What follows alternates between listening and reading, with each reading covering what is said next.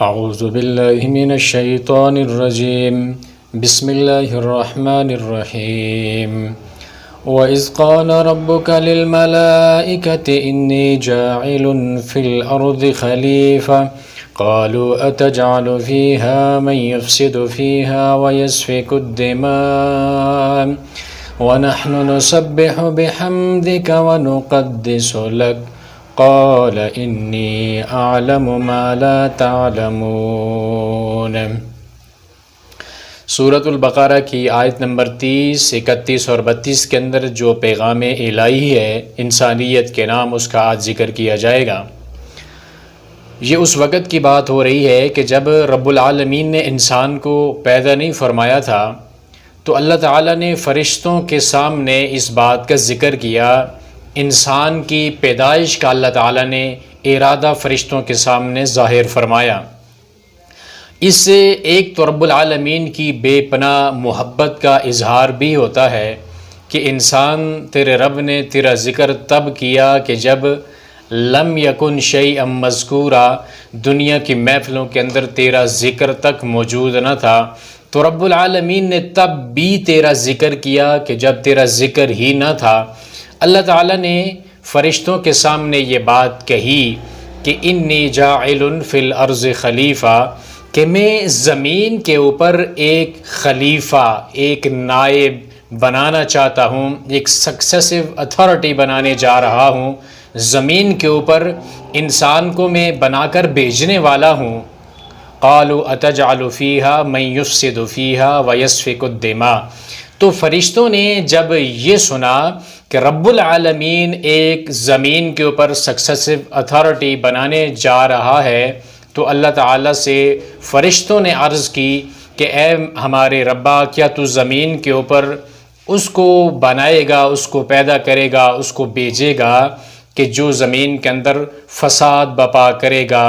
زمین کے اوپر کرپشن کرے گا۔ تو یہاں پہ جو خلیفہ رب العالمین نے انسان کو بنایا ہے، اس کے مختلف معانی یا مختلف قسم کی تفاسیر مفسرین نے کی ہیں۔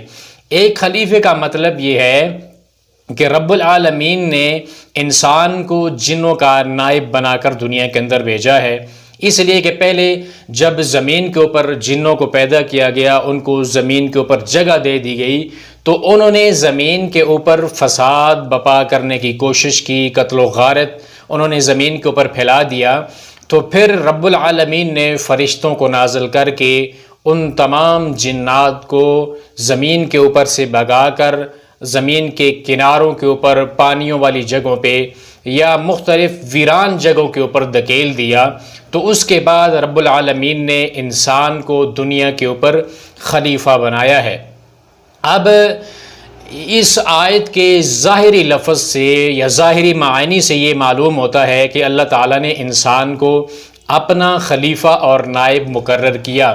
تو بعض مفسرین کہتے ہیں کہ ہم یہ نہیں کہہ سکتے کہ رب العالمین نے انسان کو اپنا خلیفہ بنایا ہے، وہ اس لیے کہ دنیا کے اندر یہ اصول ہے کہ جب ایک خلیفہ مر جاتا ہے، ایک حکمران مر جاتا ہے، تو اس کے پیچھے اس کا خلیفہ آتا ہے جو بعد میں اس کا نائب بنتا ہے۔ تو رب العالمین کی ذات تو اس کو موت تو نہیں آتی، وہ ہمیشہ زندہ ہے، کبھی اس کو موت نہیں آئے گی، ہمیشہ قائم بھی ہے، اس کی سلطنت، اس کی بادشاہی قائم ہے۔ اس لیے انسان اس رب العالمین کا خلیفہ یا نائب نہیں ہو سکتا۔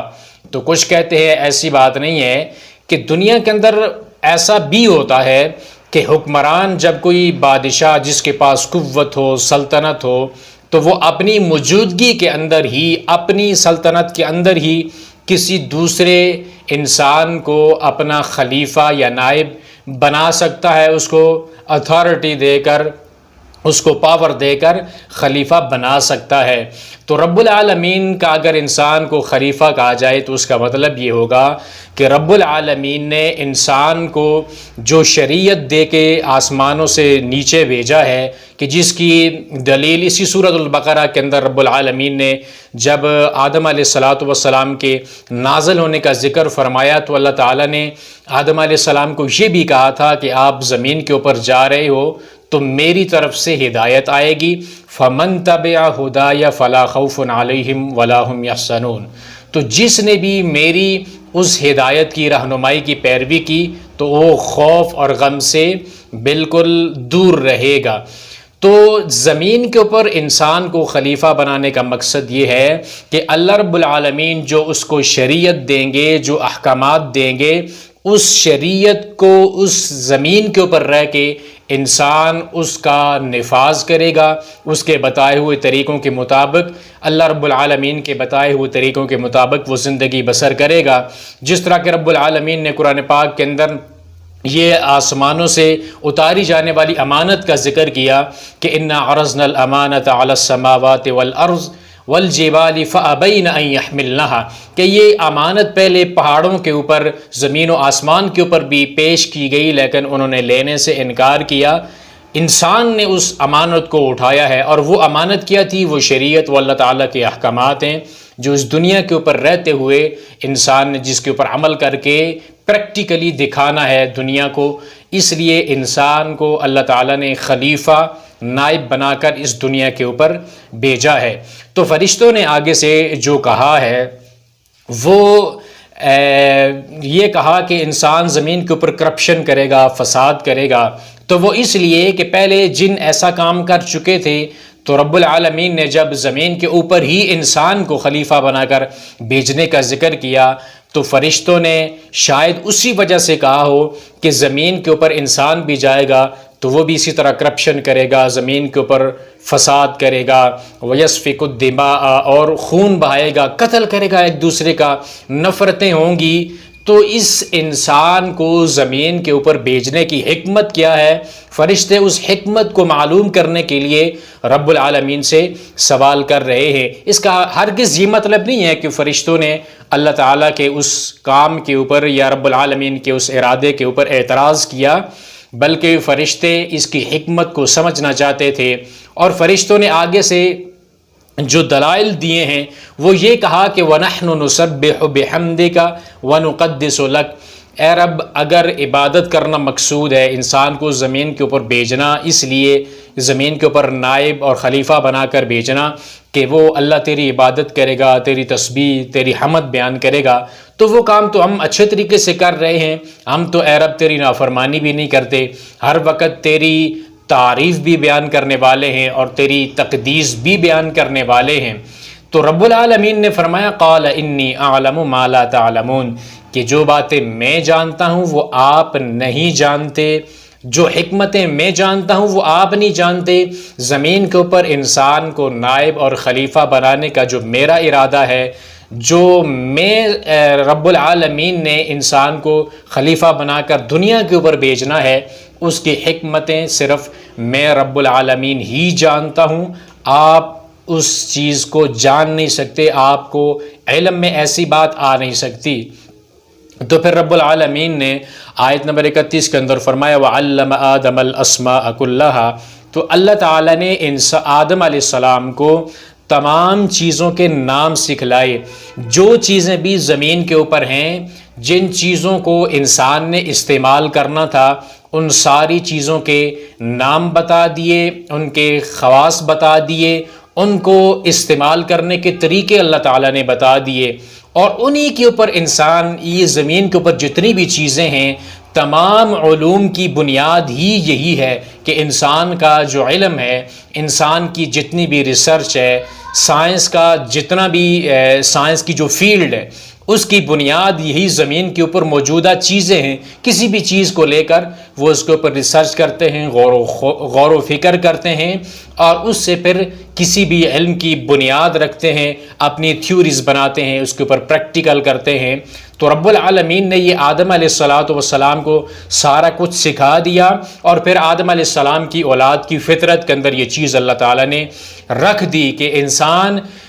فطرتی طور پر جستجو کرتا ہے، کسی بھی چیز کو دیکھ کر اس کے بارے میں سوالات اس کے ذہن کے اندر پیدا ہوتے ہیں، پھر ان سوالات کے جوابات کو ڈھونڈنے کے لیے وہ اپنی عمر لگاتا ہے، اور اسی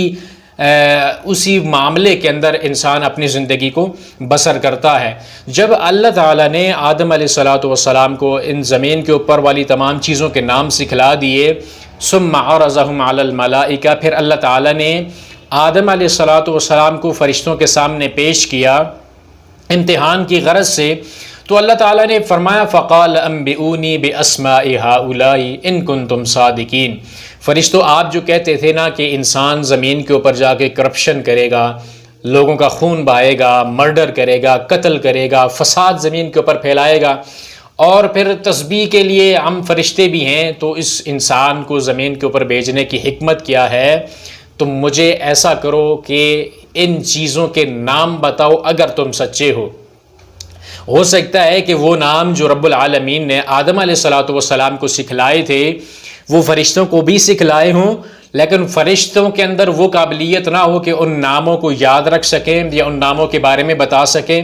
آدم علیہ السلام کے اندر اللہ تعالیٰ نے وہ فطرت رکھی، وہ صلاحیت، وہ قابلیت رکھی کہ ان چیزوں کے نام یاد کر کے ان کو اللہ رب العالمین کے سامنے بتا دیا جائے۔ تو فرشتوں کو جب اللہ تعالیٰ نے کہا کہ ان چیزوں کے نام بتا دیجئے، تو فرشتوں نے آگے سے کیا جواب دیا؟ قالوا سبحانک لا علم لنا الا ما علمتنا انک انت العلیم الحکیم، کہ اے رب ہمارے، اے اللہ ذوالجلال والاکرام تو پاک ہے، ہمیں تو وہی علم ہوگا، اسی چیز کے بارے میں ہم جانیں گے جو چیز آپ نے ہمیں سکھلا دی ہے، جس چیز کا علم آپ نے ہمیں دیا ہے، ہمیں تو صرف وہی پتہ ہوگا نا جس چیز کا ہمیں علم دیا ہی نہیں گیا، تو اس چیز کے بارے میں ہم کیسے بتا سکتے ہیں؟ اس کے اندر یہ نقطہ بھی سمجھ لیجئے کہ اگر آپ سے کوئی بھی دینی معاملے کے اندر یا دنیاوی معاملہ ہے، آپ سے کوئی بھی ایسا سوال کرتا ہے جس کے بارے میں آپ کے پاس علم موجود نہیں ہے، تو کبھی بھی اس سوال کا جواب اپنی طرف سے نہ دیجئے، بلکہ یہ کہیے کہ مجھے اس چیز کے بارے میں علم نہیں ہے۔ یہ بات کہہ دینا بہت بڑے پن کی ایک دلیل ہوتی ہے اور علامت ہوتی ہے، بجائے اس کے کہ انسان اپنی ذہن سے، اپنی سوچ اور فکر سے، اپنی طرف سے جواب کو گڑھ کے اس بندے کے سامنے پیش کرے گا، تو وہ تو جو آپ کے پاس ایک یقین لے کر آیا ہے سوال لے کر، تو وہ اپنا اس کے اوپر ایمان یا عقیدہ بنا لے گا۔ اگر آپ نے اس کو غلط بتایا تو پھر یہ سمجھیے کہ آپ کو بھی اس کا بوجھ اٹھانا پڑے گا۔ تو فرشتوں نے کہہ دیا کہ رب ہمیں اس چیز کا علم نہیں ہے، جو چیز تو نے ہمیں سکھائی ہے بس ہم تو وہی جانتے ہیں۔ جاننے والا اور حکمت والا، یعنی علم بھی تیرے پاس ہے، حکمتیں بھی تو ہی جانتا ہے، کہ زمین کے اوپر انسان کو جو تو نے بھیجا، خلیفہ بنایا، اس کا علم بھی تیرے پاس ہے، اس کی حکمتیں بھی تجھے ہی معلوم ہیں۔ پھر زمین کے اوپر جو چیزیں ہیں ان چیزوں کے نام تو نے آدم کو سکھلائے ہیں، وہ علم بھی تیرے پاس ہے، اور اس کی حکمتیں بھی تو ہی جانتا ہے کہ تو نے آدم کو یہ کیوں سکھائے اور ہمیں کیوں نہ سکھائے۔ یہ حکمتیں اے ربا تو ہی جانتا ہے، حکمت والا ہے تو رب العالمین نے فرمایا قال یا آدم انبئہم باسمائہم، اے آدم آپ ان کو ان چیزوں کے نام بتا دیجئے۔ فلما انبأہم باسمائہم، آدم علیہ السلام کو جو بھی اللہ تعالیٰ نے سکھلائے تھے نام، انہوں نے وہ فرشتوں کے سامنے ان کو وہ نام بتا دیے، تو رب العالمین قال الم اقل لکم انی اعلم غیب السماوات والارض، تو فرشتوں کو رب العالمین نے فرمایا کہ کیا میں نے تم کو یہ نہیں کہا تھا کہ میں زمین و آسمان کا غیب جانتا ہوں، جو چیزیں چھپی ہیں، جن چیزوں کو آپ نہیں بھی دیکھ سکتے، میں تو ان چیزوں کے بارے میں بھی جانتا ہوں۔ وہ چیزیں جو میں نے آپ کو بتائی ہیں یا وہ چیزیں جو میں نے آپ کو نہیں بتائی، ان ساری چیزوں کا علم رکھنے والی ذات ہوں میں۔ اللہ رب العالمین نے فرشتوں سے یہ بات فرمائی، وَأَعْلَمُ مَا تُبْدُونَ وَمَا كُنْتُمْ تَكْتُمُونَ، اور میں وہ چیزیں بھی جانتا ہوں جو آپ ظاہر کرتے ہیں، اور میں وہ چیزیں بھی جانتا ہوں جو آپ چھپا کے رکھتے ہیں، ظاہر نہیں کرتے۔ یعنی سینوں کے چھپے راز بھی رب العالمین جانتا ہے، جو کچھ ظاہر کر دے، جو لفظ انسان بولتا ہے رب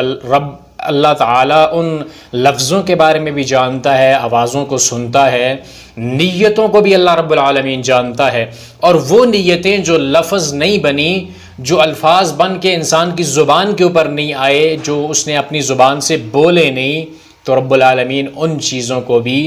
جانتا ہے۔ تو رب العالمین نے انسان کی اس پیدائش کے مرحلے سے پہلے کا وہ مرحلہ ذکر کیا ہے جب اللہ تعالیٰ نے انسان کی تخلیق کا ارادہ فرشتوں کے سامنے ظاہر کیا کہ میں زمین کے اوپر ایک خلیفہ بناؤں گا، اس کو زمین کے اوپر بھیجوں گا۔ اب اس آیت سے یہ بات بھی معلوم ہوتی ہے کہ آدم علیہ السلام کو اپنی غلطی کی بنیاد پر یا بنا پر جنت سے نہیں نکالا گیا، جیسا کہ اکثر لوگوں کا یہ خیال ہے کہ ہم آدم علیہ السلام کی غلطی کی وجہ سے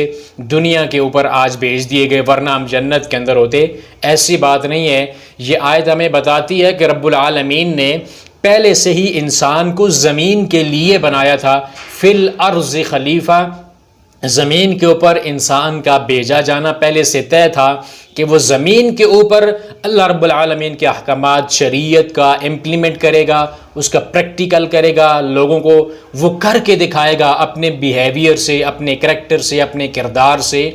وہ اس اللہ رب العالمین کے احکامات کو زمین کے اوپر اس کا نفاذ کرنے کی کوشش کرے گا۔ تو اللہ تعالیٰ نے پہلے سے ہی انسان کو زمین کے اوپر بھیجنے کے لیے ہی بنایا ہے، اور اسی زمین کے اوپر محنت کر کے اپنے عمل سے وہ اللہ رب العالمین کے احکامات کی پیروی کر کے دوبارہ اسی ٹھکانے کے اندر انسان کو بھیجا جائے گا کہ جس ٹھکانے سے اس کو نکال باہر کیا گیا۔ تو رب العالمین نے انسان کو اس دنیا کے اندر اس لیے بھیجا تاکہ وہ اس دنیا کے اندر رہ کے ایسے اعمال کرے کہ اپنے اصل ٹھکانے کی طرف لوٹ سکے۔ تو رب العالمین نے انسان کو جو خلیفہ بنایا، اس کی اگرچہ بہت سارے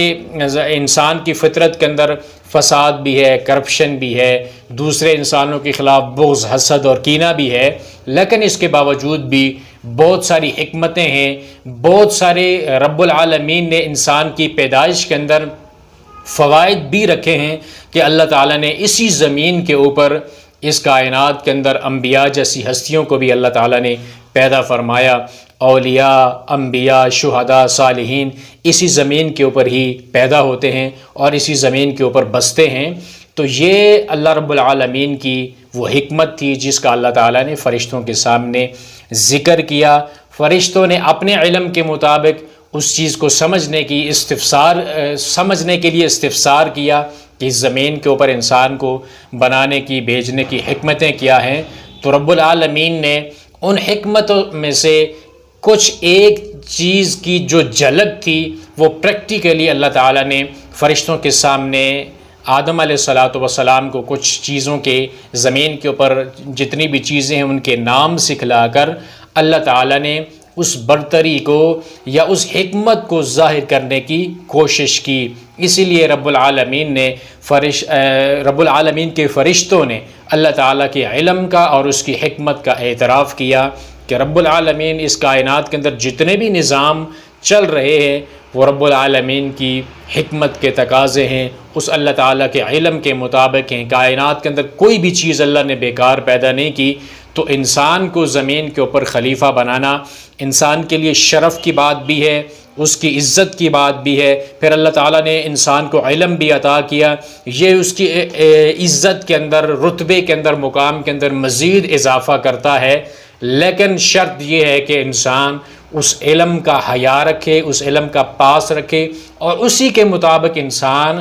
دنیا کے اندر رہتے ہوئے اپنے خالق مالک کو پہچاننے کی کوشش کرے، تو تب جا کر یہ انسان کسی